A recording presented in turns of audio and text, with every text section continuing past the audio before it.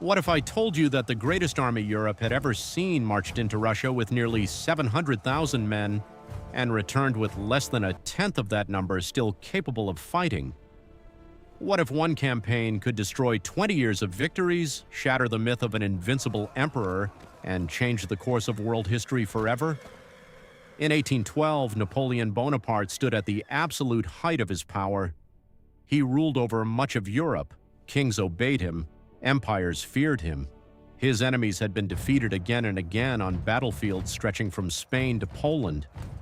Then he made a decision that would lead hundreds of thousands of men into the vastness of Russia.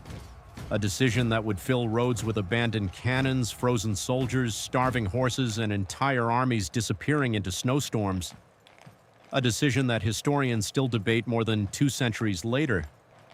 This is the story of the 1812 invasion of Russia, the largest military operation Europe had ever witnessed, the bloodbath of Borodino, the burning of Moscow, the nightmare retreat, and the beginning of the end for Napoleon Bonaparte, June 24, 1812. At sunrise, one of the greatest military campaigns in human history begins. Along the banks of the Neman River, hundreds of thousands of soldiers stand waiting for the signal. Drums beat, horses stamp the ground. Officers study their maps one last time. Across the river lies the Russian Empire. Napoleon Bonaparte believes he is about to win the final and greatest victory of his career. The army gathered before him is unlike anything Europe has ever seen.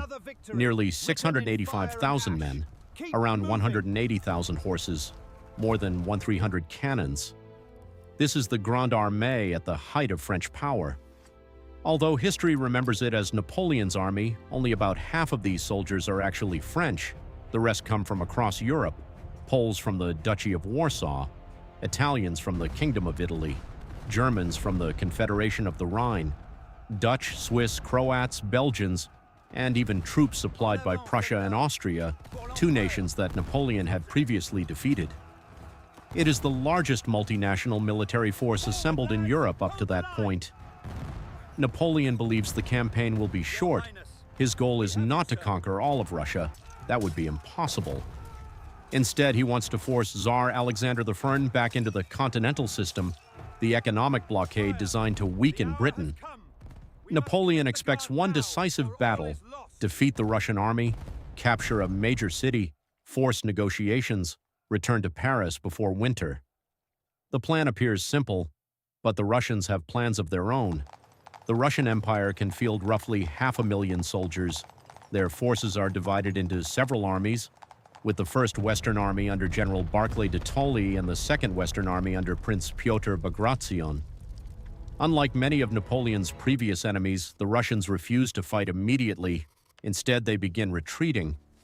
As they withdraw, supplies disappear, food stores are destroyed, bridges are burned, villages are abandoned. The strategy will later become famous as the scorched-earth policy.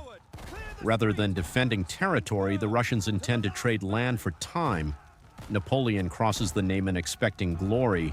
Instead, he begins marching into emptiness.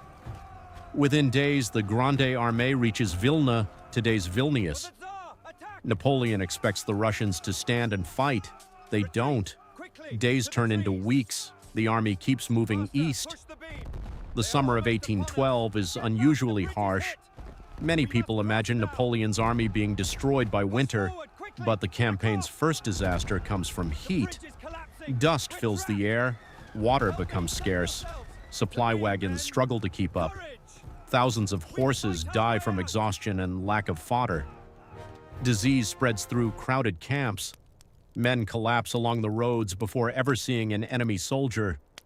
The distances involved are staggering.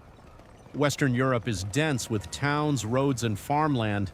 Russia is different. The further east the army marches, the longer its supply lines become. Every loaf of bread, every cannonball, every horseshoe must travel hundreds of miles. The logistical system that had supported Napoleon's victories in Germany, Italy, and Austria begins to break down.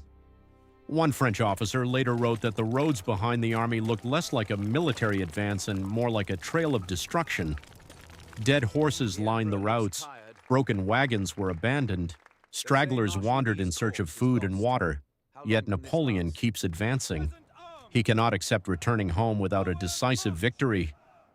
By July, the Russian armies are still retreating. Napoleon grows increasingly frustrated. Again and again, he attempts to cut off and surround Russian forces. Again and again, they escape. The French emperor had built his reputation on speed.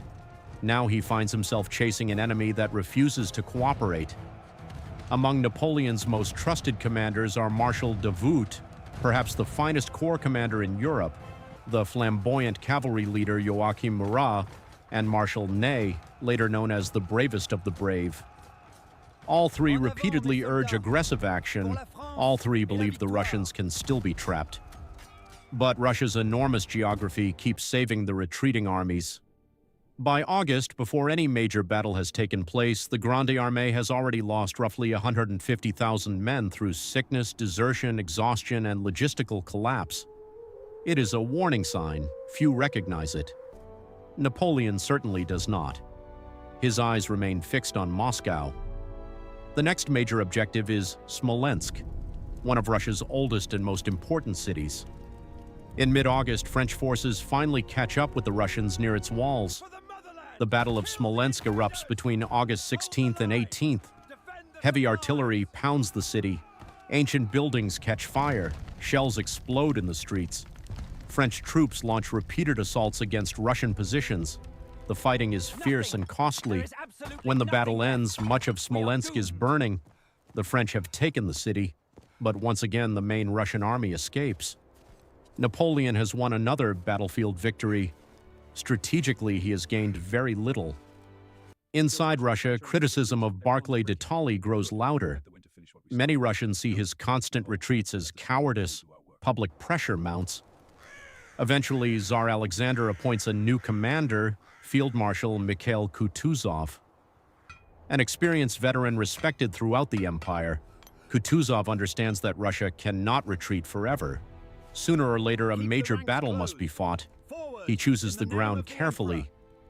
Near a small village called Borodino, about 75 miles west of Moscow. There, on September 7th, 1812, one of the bloodiest single-day battles in history begins. Before dawn, tens of thousands of soldiers stand waiting in the darkness. Many know they are about to fight the battle that could decide the fate of Europe. As the sun rises, hundreds of cannons open fire. The earth shakes. Smoke blankets the battlefield. Visibility drops.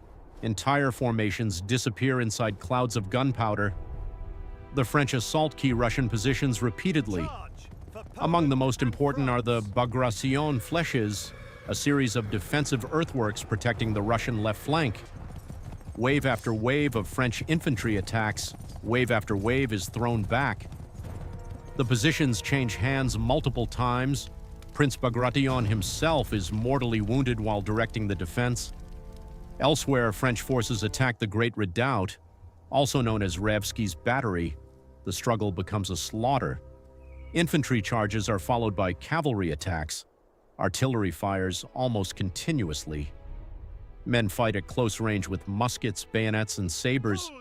Some units lose half their strength in only a few hours. Entire battalions disappear. By afternoon, thousands of bodies cover the field. The French gradually seize most of the contested positions. But the Russian army refuses to collapse. One question continues to haunt historians. Why didn't Napoleon commit the Imperial Guard? The Old Guard represented his most elite troops. Many of his marshals urged him to deploy them. Napoleon refused. Some historians argue he was ill. Others believe he feared losing his final reserve so deep inside enemy territory. Whatever the reason, the Guard remains largely unused.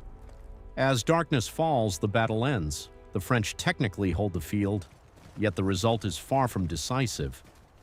French casualties approach 30,000 to 35,000. Russian losses may reach 40,000 to 50,000. The scale of destruction shocks even hardened veterans. No clear strategic solution has emerged. The Russian army withdraws during the night, but it survives. Napoleon has won his most expensive victory. One French veteran later described Borodino as not a battle, but a giant slaughterhouse where courage and death walked side by side. 1 week later, the road to Moscow lies open. On September 14th, French troops enter the ancient Russian capital. What they find surprises them. The city is nearly empty. Most residents have already fled. There is no delegation, no surrender ceremony, no peace proposal, no czar waiting to negotiate. Napoleon enters Moscow expecting the war to end. Instead, he enters a trap. That evening, fires begin appearing across the city. At first, they seem manageable. Soon they become uncontrollable. Strong winds spread the flames. Wooden neighborhoods ignite one after another. Warehouses burn. Homes collapse. Entire districts disappear in fire. For days, the inferno rages. Large portions of Moscow are destroyed. From the Kremlin, Napoleon reportedly watched enormous columns of smoke rise into the sky while explosions echoed across the city. The consequences are devastating. Moscow had been expected to provide winter quarters, food, and resources. Now much of it lies in ashes. Still, Napoleon waits. Days become weeks. He repeatedly sends messages to Tsar Alexander. The Allies held the high ground of the Pratzen Heights. Napoleon's plan was bold. He intentionally weakened his right flank to lure the Allies into an attack. He gambled that they would descend from the heights to crush his right wing, at which point he would launch a counterstrike at the weakened Allied center on the Pratzen Heights, cutting their army in two. 7 a.m. The battle began as Allied troops attacked the village of Telnitz. The French fought bravely, but were gradually forced back. 9 a.m. Just as the situation on the right grew dire, Marshal Davout's Third Corps, which had marched 70 miles in just 2 days, arrived to reinforce the flank. The masterstroke. As the sun of Austerlitz began to burn away the fog, Napoleon saw the Allied left wing moving off the Pratzen Heights. He ordered Marshal Soult's Fourth Corps to attack. 2 French divisions, previously hidden by the fog, suddenly appeared, charging straight for the Allied center. After 2 hours of bloody combat, the French seized the heights. To the north, a massive cavalry battle unfolded. The Russian Imperial Guard made a desperate attempt to reclaim the center, even capturing a French Eagle standard, but Napoleon sent in his own Guard cavalry to repel them. By 2 p.m., the Allied center was broken. Napoleon ordered his divisions to swing south to trap the Allied left wing. Thousands of Allied troops were forced to flee across frozen ponds. French artillery opened fire, breaking the ice. While Napoleon's propaganda later exaggerated the numbers, hundreds drowned in the icy waters. Aftermath. The French emperor had won a brilliant victory, capturing over 10,000 men and 45 enemy standards. The Battle of the Three Emperors was a crushing blow to the Third Coalition. Francis I of Austria was forced to accept a humiliating peace, paying a 40 million franc indemnity and ceding territory. However, news soon reached Napoleon of a catastrophic naval defeat at Cape Trafalgar. British Admiral Lord Nelson had secured a victory so total that it guaranteed British naval supremacy for the next 100 years. Britain was now the master of the sea. Napoleon was invincible on land. As the saying went, the whale and the elephant could not challenge each other in their own domains. Upon hearing of Napoleon's victory at Austerlitz, William Pitt reportedly said, "Roll up that map of Europe. It will not be wanted these 10 years." How did they sustain the march? Pitt died a month later, but his warning that Europe faced another decade of war proved prophetic.